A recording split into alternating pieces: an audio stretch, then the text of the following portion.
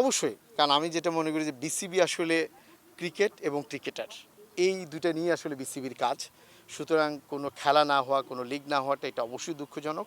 এবং আমি সবসময়ই একটা বিষয় বলি যে যেহেতু এটা একটা গণতান্ত্রিক পদ্ধতি নির্বাচন, সেখানে নিয়ে বিতর্ক থাকতে পারে, সেটা নিয়ে সমালোচনা থাকতে পারে, আলোচনা থাকতে পারে, কিন্তু কোনোভাবেই সেটা যেন আমাদের ক্রিকেটকে ক্ষতিগ্রস্ত না করে।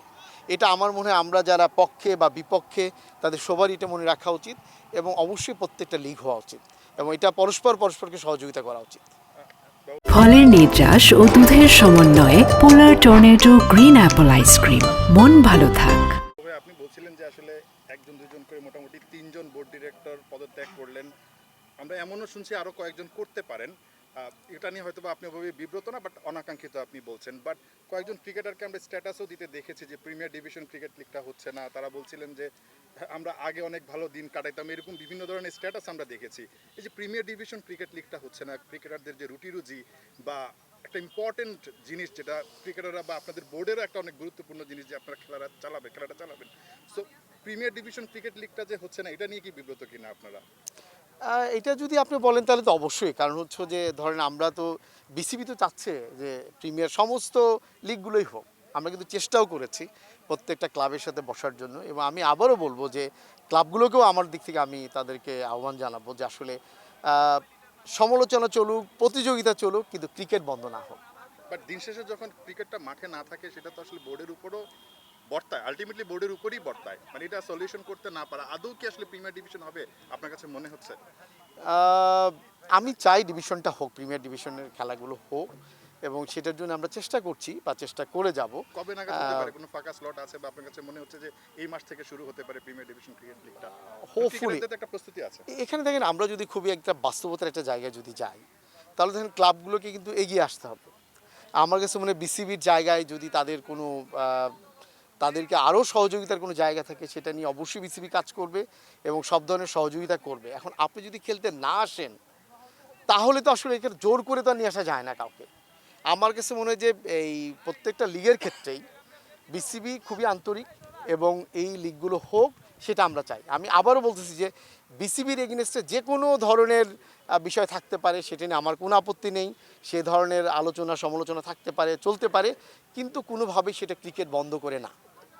আমি দুটো প্রশ্ন করতে যাচ্ছি। একটা হচ্ছে প্রিমিয়ার লিগে যে ক্লাবগুলো খেলে সেই ক্লাবগুলোর সাথে অনেকের সাথে কথা হয়েছে, আপনারা হয়তোবা আপনাদের যেটা আসলে প্রসিডিউর সেটা সেভাবে আগাবেন, কিন্তু আলটিমেটলি হয়তো ওই ক্লাবগুলো না খেলার সম্ভাবনা বেশি, তারা যদি তাদের অবস্থানে অনড় থাকে। সেই ক্ষেত্রে কোনো বিকল্প টুর্নামেন্ট বা ঢাকা প্রিমিয়ার লিগ না হলে আপনাদের বিকল্প কোনো কিছু চিন্তা ভাবনা আছে কিনা, এটা এক নাম্বার। আর দুই নাম্বার হচ্ছে এই Dhaka premier league, first division, second division, এইসব লিগ নিয়ে যে এত সমস্যা তৈরি হচ্ছে ক্লাবগুলোর সাথে, সিসিডিএমের যে প্রধান তিনি এই মুহূর্তে দেশে নেই, এরকম একটা পরিস্থিতিতে তিনি আসলে কতটুকু কাজ করছেন বা তিনি আসলে সেই অনলাইনে এগুলো কি সমাধান করা সম্ভব, নাকি তার আসলে এই মুহূর্তে দেশে থাকাটা জরুরি ছিল এই ধরনের সমস্যাগুলো সমাধানের জন্য? আমার সিসিডিএমের চেয়ারম্যান চলে এসেছেন দেশে, উনি এখন দেশে আছেন, যদি উনি বাইরে ছিলেন। আমার কাছে মনে হয় ভাইয়া যে আমরা কিন্তু অনেকগুলোই অন্যান্য খেলা আমরা কিন্তু শুরু করেছি।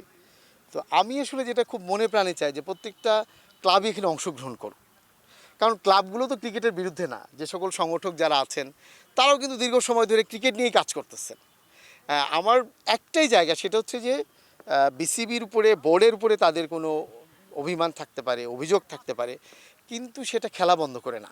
খেলা চালু অবস্থাতেও কিন্তু সেই অভিযোগগুলো নিয়ে আমরা আলোচনা করতে পারি, কথা বলতে পারি, অনেক কিছু হতে পারে। এবং আমি হোপফুলি যে আগের চাইতে এখন বোধহয় পরিস্থিতির কিছুটা পরিবর্তন হবে। হোপফুল, কিন্তু আলটিমেটলি আমরা তো এর আগেও দেখেছি যে অনেকগুলো ক্লাব পার্টিসিপেট করেনি, কিন্তু সেই সেম যদি অবস্থা হয় তো সেই ক্ষেত্রে বিকল্পটা কি? একটা বিকল্প অল্টারনেটিভ নিশ্চয়ই বোর্ড চিন্তা করে রেখেছে বা করা উচিত ফর ক্রিকেট। রাইট, সেক্ষেত্রে বোর্ড হয়তো বিকল্প লিগের চিন্তা করবে। ভাইয়া থার্ড ডিভিশন হচ্ছে না, সেকেন্ড ডিভিশন কিছু ক্লাবকে বাদেই হয়েছে, ফার্স্ট ডিভিশনও হয়তো বা বিকল্প ধারায় যাচ্ছে। এই মুহূর্তে আবার ঘরের মাঠে একাধিক সিরিজ বড় বড় দলের সাথে, আবার বোর্ডের এগেনস্টে নির্বাচন নিয়েও তদন্ত হচ্ছে। সব মিলিয়ে কি আপনারা একটু চাপে কিনা? দেখেন, আমি শুরুতেই বলেছি যে আসলে বিসিবি হচ্ছে ক্রিকেট এবং ক্রিকেটার, এটা অবশ্যই বলতে পারেন, অবশ্যই চাপে। কারণটা হচ্ছে যে এই খেলাগুলো যত স্মুথ হবে, যত ভালো হবে, এটা আমাদের দেশের জন্য ভালো।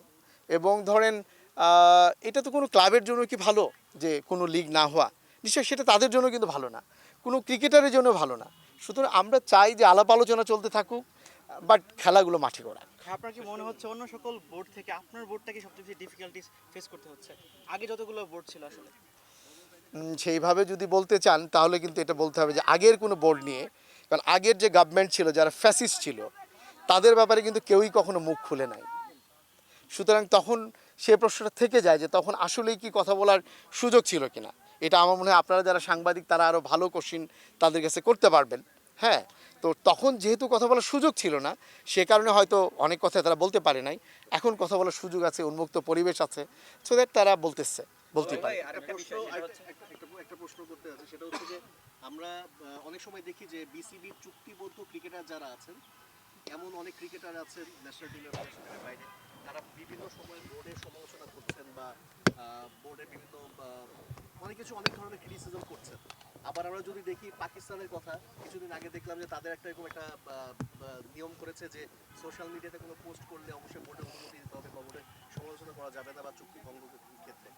আপনারা এই ধরনের কোনো কিছু চিন্তা ভাবনা করছেন না? আপনি তো মিডিয়া কমিটির চেয়ারম্যান, সো এই ব্যাপারগুলো আপনি নজরে আনছেন কিনা বা এই ব্যাপারে কোনো আপনি উদ্যোগ নিচ্ছেন কিনা? আমার কাছে মনে হয় যে ভাই এখনও তো আমাদের এরকম কোনো গাইডলাইন নাই, সেই কারণে ধরেন এক ধরনের কথা বলতেই পারে। তবে আমার কাছে মনে হয় যে অবশ্যই সোশ্যাল মিডিয়াতে গাইডলাইন থাকা উচিত, যে আমরা আসলে কতটুকু পর্যন্ত বলবো বা বলবো না, এটা অবশ্যই আমাদের থাকা উচিত। এটা আমি পার্সোনালি ফিল করি যে এটা কিন্তু সব জায়গায় আছে। হ্যাঁ, আমার মনে হয় এখানেও আমি বলতেছি না যে কারো কথা নিষিদ্ধ করা বা বন্ধ করা এরকম মোটেই না, কিন্তু একটা গাইডলাইন বা একটা নীতিমালা থাকা উচিত। কারণ দিনের শেষে আসলে এমন কোনো অ্যাক্টিভিটিস আমাদের কারোর জন্যই নিশ্চয়ই কাম্য না যেটা আমাদের ক্রিকেটকে ক্ষতিগ্রস্ত করে।